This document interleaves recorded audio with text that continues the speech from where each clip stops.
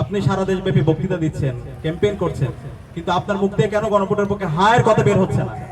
এই হা মানে বাংলাদেশ, হা মানে ইনসাফ, হা মানে নতুন রাজনৈতিক সংস্কৃতি বিনির্মাণ করা, হা মানে আর কখনো যেন বাংলাদেশ ফেসিবাদ ফিরে না আসে তার জন্য সুন্দর একটি রাজনৈতিক সংস্কৃতি বিনির্মাণ করা, বাংলাদেশের যে স্বাধীন প্রতিষ্ঠানগুলো আছে সেটাকে শক্তিশালী করা।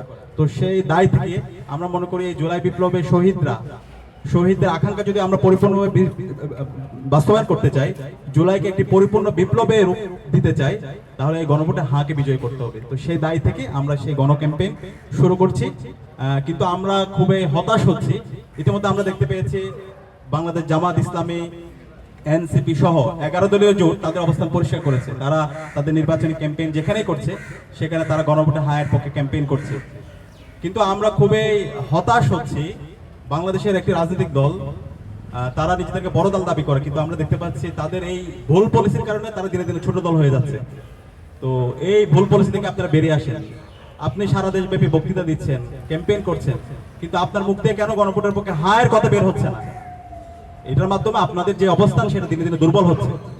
গণভোটে হায়ের পক্ষে যদি অবস্থান নিতে আপনি ভুল করেন, তাহলে 12 ফেব্রুয়ারি যে নির্বাচন হবে সেই নির্বাচনে সারা দেশের ছাত্র জনতা এবং সারা দেশের মুক্তিকামী মানুষরা আপনাদের বিরুদ্ধে অবস্থান নেবে।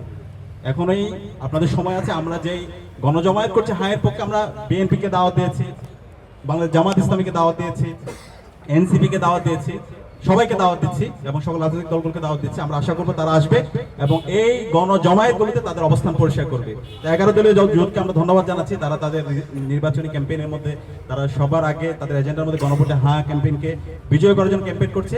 আমরা আশা করবো খুব দ্রুতই বিএনপি এবং তারেক রহমান তাদের অবস্থান পরিষ্কার করবে এবং ছাত্র জনতার পক্ষ থেকে আমরা সারা দেশের ছাত্র জনতাকে সাথে নিয়ে আমরা এই গণভোটে হাঁকে বিজয় করার জন্য আমাদের এই ক্যাম্পেইন জারি রাখবো।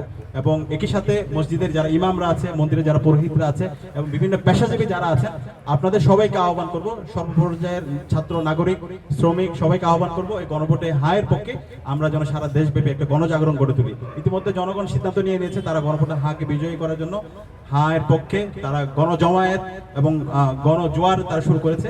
তা আমরা আশা করছি 12 ফেব্রুয়ারি এদেশের সকল মুক্তিকামী ছাত্র জনতার গণরায়ের মাধ্যমে, গণভোটে হা বিজয়ের মাধ্যমে জুলাই শহীদের যে আকাঙ্ক্ষা, সেই আকাঙ্ক্ষা বাস্তবায়ন করার মাধ্যমে আমরা নতুন একটি বৈষম্যহীন ইনসাফ বাংলাদেশ বিনির্মাণ করব।